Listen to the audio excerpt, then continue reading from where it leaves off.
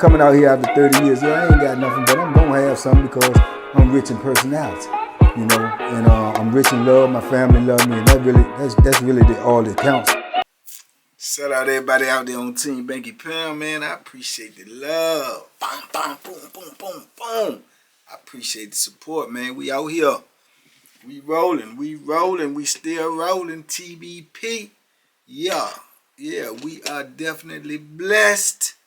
You dig? Especially after we done did a good old 33 years. You dig? So we out here, man. We rolling, we pushing this positive energy. Can't stop, won't stop. Big love to everybody who support this movement. Everybody who support this platform. Everybody who's on board, man. We on the road to 100K, man. Look, check your status. Make sure you subscribe.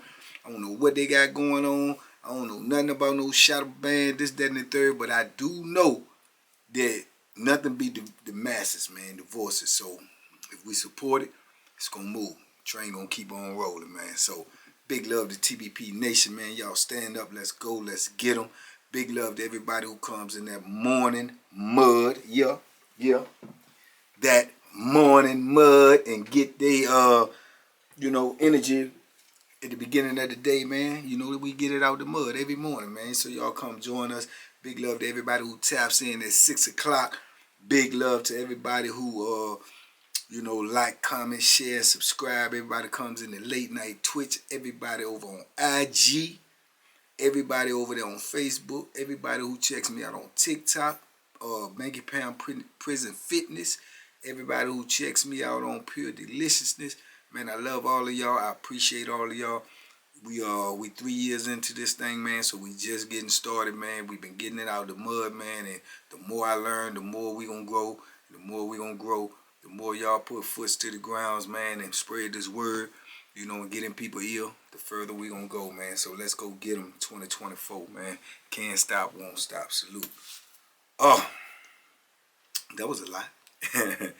But anyway, man, today I definitely wanted to talk about this. It just came up in my mind just in conversation, man. And I never really broke it down and thought about it. But, I have literally, man, spent my 20s, all of my 20s, 30s, all of my 30s, 40s, all of my 40s, and went up into my 50s in captivity. You know what I'm saying? In captivity, in prison, man. And just looking back on that now, man, that's amazing, man. You know what I'm saying? I literally don't know what it is like to be in the free world in my 20s and 30s and 40s. I have no idea, you know what I'm saying? What I could have done, what I would have done, what I should have done. I have no clue, I have no clue, man, of how my life would have been, in the free world during those years, man. These are what they consider, your growing years, your prime years, all of that, man. I spent all of mine on the battlefield. All of mine was spent on the battlefield and penitentiary yards and cell blocks and, concrete and steel. So, I literally grew up in the penitentiary, for lack of a better saying. I grew up in the penitentiary, because that's where all of my younger years were spent. So, I can remember being in prison in my 20s, man. So a lot of things that you learn in your 20s, out here in the free world, in the real world, getting out, being independent, paying bills, getting your apartments or house, or deciding what type of career you're going to follow, what type of job you're going to have. All of that was gone in the penitentiary. You already know where you're going to live. You got your housing, bills and all that. You ain't got to pay nothing but the bills and the tabs that you run up if you owe somebody. And the consequences in there were quite different, quite different. In my 20s in the penitentiary, man, it was just me getting acclimated to the danger, me getting acclimated to the violence that was in there, the way of life, how much quality of life was reduced from being in the free world, being out here with your family, having, people there to be able to console you or being able to support you through whatever it is that you might go through, whatever setbacks you might have, whatever illnesses or injuries you may have somebody around you that love you and support you and take care of you. That ain't the case in the penitentiary. In the penitentiary, man, at that age, you got to get everything on your own. You have to learn everything on your own. Anything happens to you, you have to take care of yourself. The penitentiary is definitely not going to take care of you. You get the lowest grade of food, the lowest grade of medical attention, everything. So I'm adapting to this lifestyle in my 20s. In all of my 20s. I'm in prison in all of my 20s, So I'm adapting to this and learning, that this is life for me as I know it. Which on the street somebody is 20, they probably, going in or finishing up college or settling in on the job, got their own apartment, their own place, got their own car, transportation, all of these things is just different in prison, man. It's just so different. The way that I grew up, the way that I had to grow up. Not that I had to, but I had to because of choices that I made.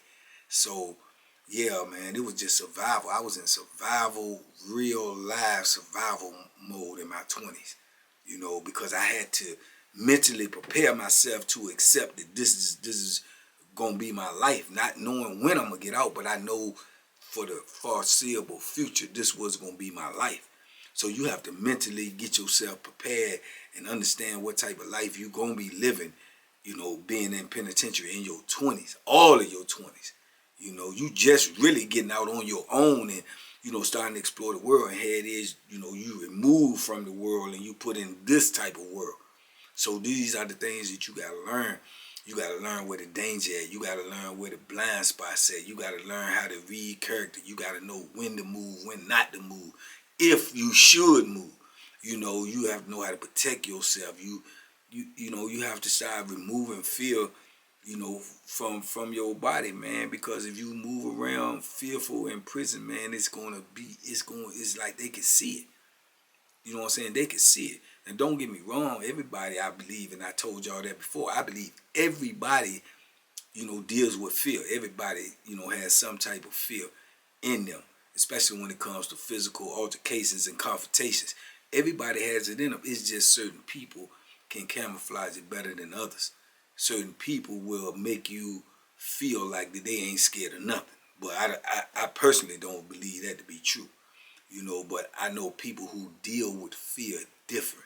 That's the thing. You have to learn how to deal with fear different. Fear has to be your motivating factor. In my opinion, it has to be your motivating factor to survive. Fear of not surviving. It has to be your motivating factor into survival.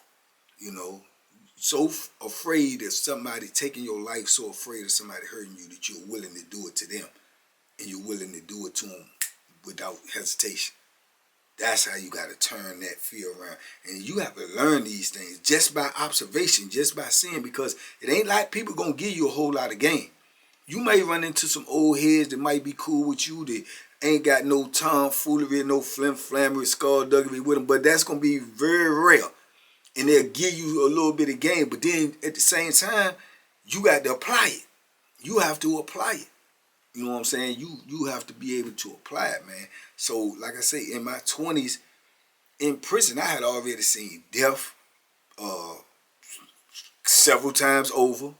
I had already been in physical altercations multiple times. I had already pushed the Bethlehem. I had already pushed the Bethlehem. I'm trying to see if it was more than once in my 20s. But I had definitely almost caught a case. Like one of those cases. So I had been through all of this in prison already in my 20s. That's how fast prison life comes at you. It ain't no time to breathe. Ain't no time to get ready. Ain't no time to get it. You know, everything is happening in real time. You know what I'm saying? So yeah, man, I was blessed, man, to get through my 20s in there and get somewhat of a reputation that you know I'm gonna be something to deal with if you come messing with me, you know, and that could go either way though, you know, cause like I said, when you do get a reputation that you will put some work in, best believe when people dealing with you, they know that you will put some work in. If they really got to deal with you, they gonna plot to move on you to make sure you can't put no work in. So it's a double-edged sword. You know what I'm saying? If you know this dude will put that Bethlehem in you and you got an issue with him, that person is already plotting to put the Bethlehem in you, whereas to you can't even respond. You can't even defend yourself. That's the way it goes in the penitentiary. That's the way people move in the penitentiary. And you got to learn that. Ain't no fair play. Ain't no, okay, well, we going to meet here. We going to do this. Nah, it ain't none of that. It's get it how you live. If you want to live. If you want to live. See what I'm saying? So that's why the mouth is so dangerous in the penitentiary, because you can say something and that dude that you saying that to, his interpretation may be taking that as a threat on him and you plotting on him. So at that moment when he received that, he already plotting on you. See what I'm saying? So you got to know these things, and I'm learning all of this in my 20s. And to be honest with you, I got away, you know, by the hair of my chin, man, with a lot of you know, mistakes that I made in my 20s in prison. You know what I'm saying? I made mistakes. I moved too fast. I was too aggressive at times, out of fear. Just keeping it 100, out of fear. If I thought you was gonna hurt me, I was gonna get you, dog. Straight like that, and with no hesitation. That's how I was moving. You know, if you was getting loud with me in my face, I'm taking off on you. You know, bang, bang, bang, bang. You know, so I was moving in a lot of ways, not knowing the consequences of what I was doing. You know, it was adrenaline driven, it was fear driven. So it's like, man, you know, because I'm seeing so much and dealing with so much, you know. So like I say, I had already been in SEG for a long time in my 20s, you know. I had basically seen almost everything that was to come later on during my time, you know, early in my 20s, in the first decade, you know, you know. So by the time I got to my 30s, man, you know, I was already, you know, deep in the penitentiary. You know, I'm deep in it now, and I can't even see an opening at the door yet. I can't even see a way out. So this is basically my lifestyle. You know what I'm saying? Now I'm store boxing, I'm gambling, I'm real boxing. You know, I'm if drugs touch my hand, I'm selling drugs. You know, I ain't never sold no drugs on the street. You know what I'm saying? But it's survival tactics. You know, you go from, you know, like I say, the first decade in your 20s, you know, I'm in real survival mode in prison, trying to just survive. You know what I'm saying? And in my 30s, I think I'm in more or less like in grind mode. I'm trying to eat. I'm trying to, you know, make sure I ain't hungry at night. Make sure I got money on my books. Make sure if I wanted something that I could get it, that I ain't gotta ask nobody for nothing.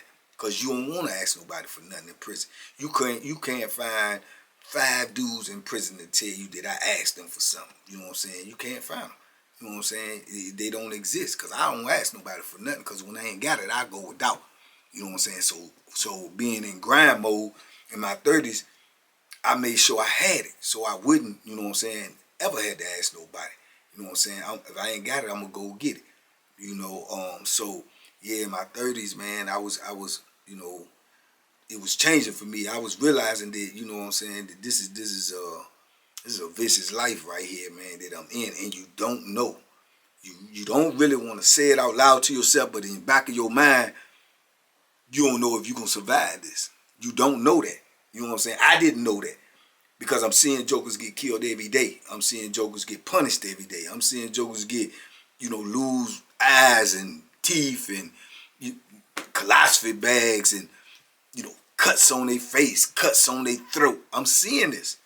You know what I'm saying? So you don't know if you're going to survive. You don't know when that's coming at you.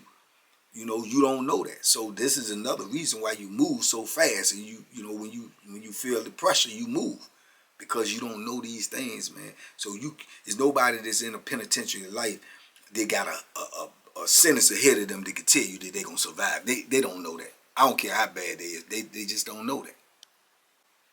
Yeah, they can't tell you that they're going to make it through. You know what I'm saying? To the end of that bit. Don't nobody know that.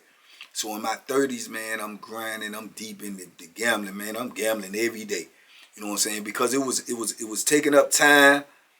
It was adrenaline flowing. It was making money. So I was stuck in it. I was stuck in it. I was stuck in it. I gambled every day. Every single day. That's what I got up to do. I got up to work out. It was a part of my life every day. Probably just boxing and gambling was two things that I was going to focus on every day. Every day. You know what I'm saying? So I get up, I work out, I run, I go to the gym, I hit the bag, I skip rope, I spar, I do all of that just to make sure that I can go back, shower up, clean up, and go run, jump at the poker table. Go run, jump at the poker table. Or if they were shooting dice, go start shooting dice. You know what I'm saying? Every day, man. Every single day. Because it ain't too many things you could do in prison. There's not.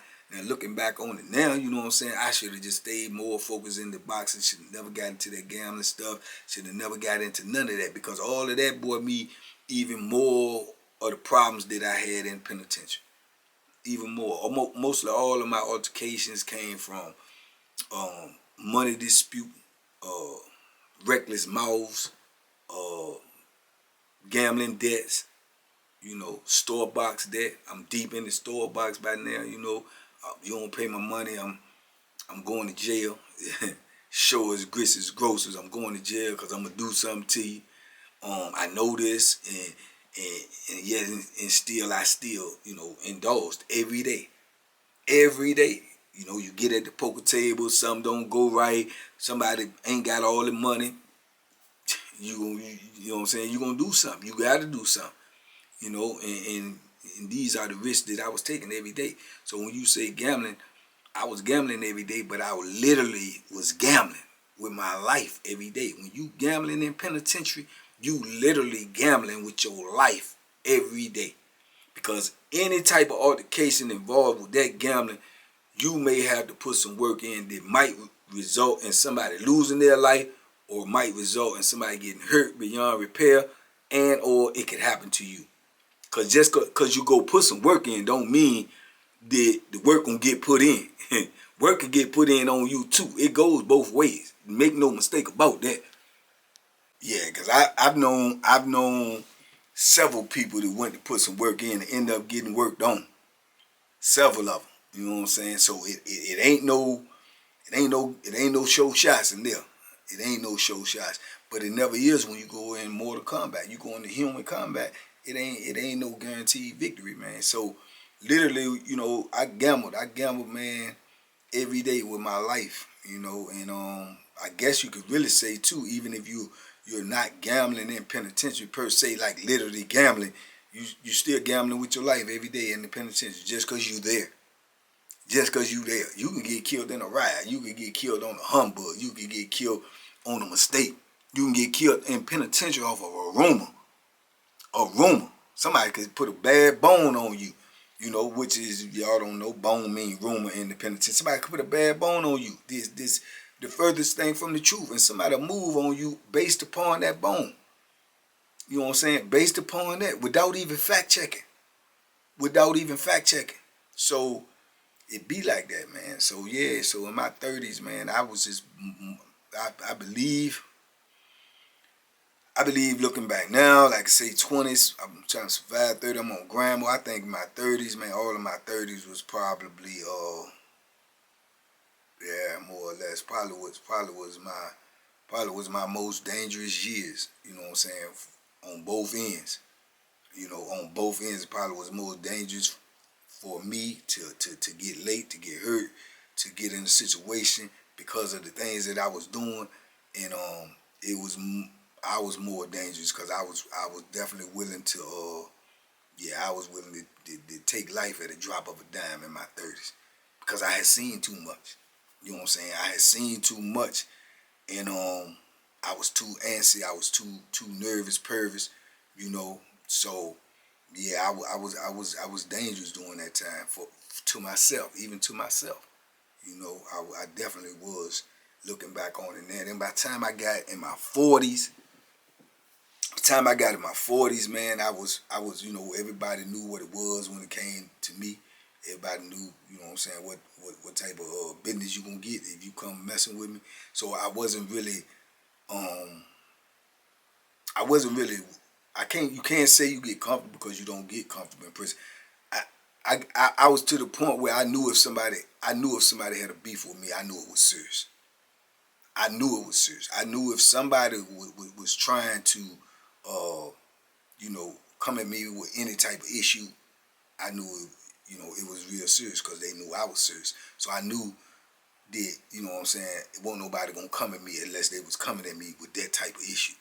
You know what I'm saying? And I had issues in my 40s. I had, you know, not as many as I had prior, but I had issues, and most of it was over money. You know, money owed. You know, money not paid. You know, things like that. But I knew that everybody who had me in those type of situations was dangerous. You know, and I knew that they knew I was dangerous. So those was always real intense moments. Real intense moments, man. And you know, like I say, by the grace of God, you know, I made it through those situations. But I was more or less then, man, trying to, you know, I don't know, I guess trying to just live, man.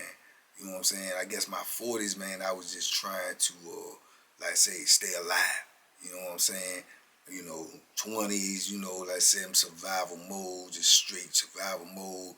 30s, I was on grind mode, hustling. In my 40s, man, I was just trying to stay alive in the penitentiary. You know what I'm saying? Just stay alive because I felt like I had been in here so long now that, you know, it's got to be an end somewhere. Even though I couldn't see it, I was feeling like if I could stay alive, you know what I'm saying, I could get out this door possibly one day. Who, you know, by now I've been up for parole, you know what I'm saying, several times. So I'm like, yeah, man, if I could just stay alive, who knows what might happen tomorrow? You know what I'm saying? Who knows? So it's a day-to-day basis. You know, that's why I tell a lot of people out here when they ask me, someone say, well, you do this next week or do this, I don't never even plan that far. I never even plan that far, dog. I don't even do it out here because I'm not used to it. I'm not used to planning that far. I used to plan from day to day. From day to day, because in prison, that's what's going on day to day. You talking about what you gonna do next month, or man, yeah, it don't work like that in prison. It's like, yeah, you counting your chickens for they hatch, and that's how you get to slipping. You know what I'm saying? I make it through this day, and I'm gonna see what I'm gonna do tomorrow. If I make it through this day, I start planning for the next day when I lay down to go to sleep in the penitentiary. When I lay down and go to sleep that night, then I'm in my mind, what I'm gonna do the next day. But I don't be going throughout my day telling me what I'm gonna do next week, or I don't even do that. I don't even know what that's like in the penitentiary. I mean, other people may do that, but I ain't never did that because, like I said, I had seen too much. I know there's a whole lot of jokers ain't never see the next day, and they was planning on what they was gonna do next week. You know what I'm saying? Because while you planning that, somebody could be plotting on you. So I try to pay attention to what was going on around me, and just hoping that I can make it through this ordeal to get out of the penitentiary. And yeah, all of my 40s was in the penitentiary. So by the time I hit 50, man, I felt, I'll be honest with you, I felt, like it was a miracle. I felt like it was a miracle. I remember even like having my 50th birthday, like, man, I'm 50. You know what I'm saying? I'm 50. And I hadn't seen no parts of the streets, 20s, 30s, or 40s. And here it is, I'm in my 50s. So I was like, man, so I started thinking in my mind then, man, that you know, it's got to be out, man. It's got to be out. It's got to be out. You know, or how long they gonna keep me. But now too, I realize, you know, to keep people even longer than that. You know what I'm saying? I.e. Bo Billy and Spook Dust and other people I know did 50 and 60. So it's crazy. So you don't know. You still don't know, but you start to have greater hope. And then when everything started, you know, unraveling about people was making parole, man, and I just light just popped on in my head where I was like, man, I gotta try to get out here. And I never forget, I read this quote that said, you know, death has 1,000 doors to get out back to life. I shall find one. And I remember reading that, and I was like, man, that's a powerful statement. And I used to keep that in my mind, man. You know, I'm in a death trap, but it's 1,000 doors to get back to life, but I just gotta find the right door. You know what I'm saying? So I started, you know, studying and reading and researching and doing all this stuff, man, to try to come up with, you know, some type of way to be proactive in trying to get out. Because to be honest with you, for, you know, my 20s and 30s and 40s, man, I was proactive in trying to stay alive. You know what I'm saying? Opposed to being proactive as trying to find a way to get out.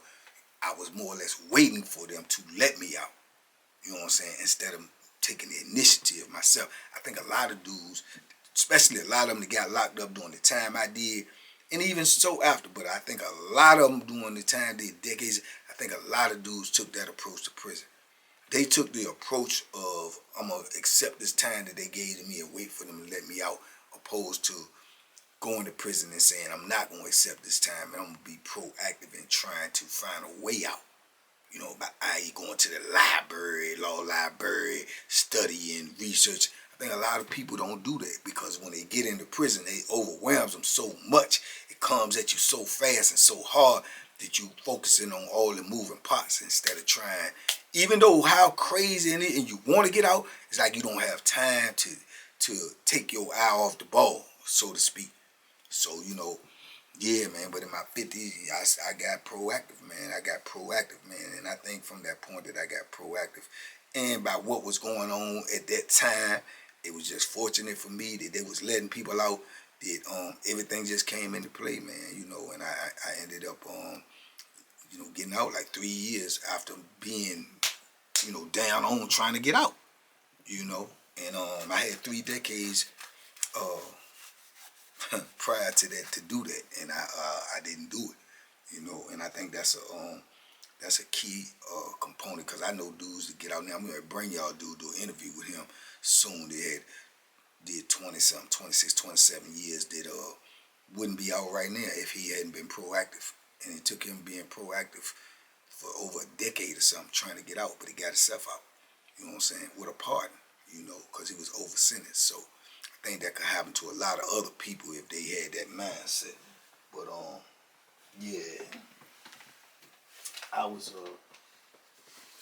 was definitely proactive, man, because you never know what you can do until you do it. And I was so proactive that I created my own program, man. This is a program that I created right here.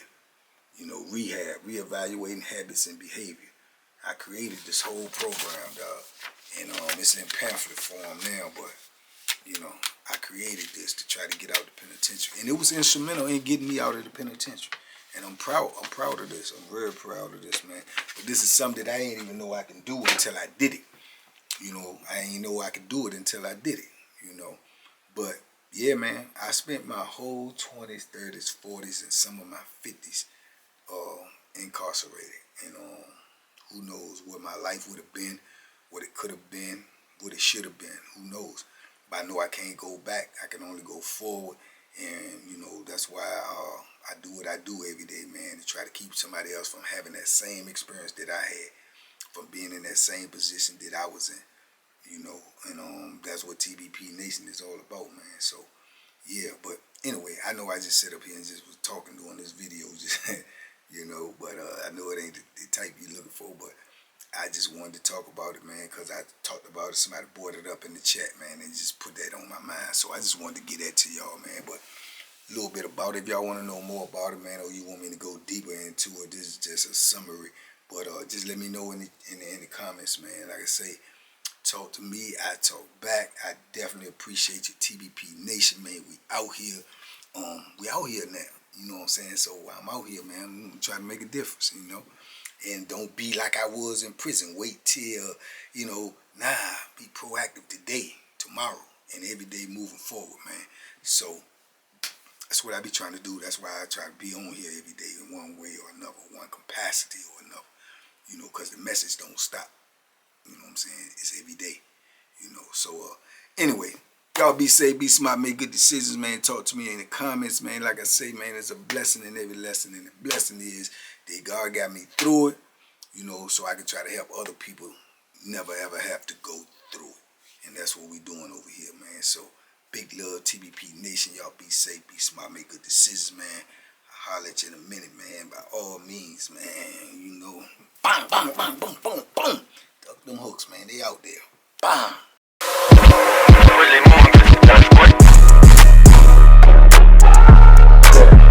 The bacon is special. Yeah, sure delicious. Pure deliciousness, man. My name is Banky, man. Everybody calls me Banky. That's the name that I got from my grandmother when I was young. I'm coming out here after 30 years. Yeah, I ain't got nothing, but I'm gonna have something because I'm rich in personality, you know, and I'm rich in love. My family love me, and that's really all that counts.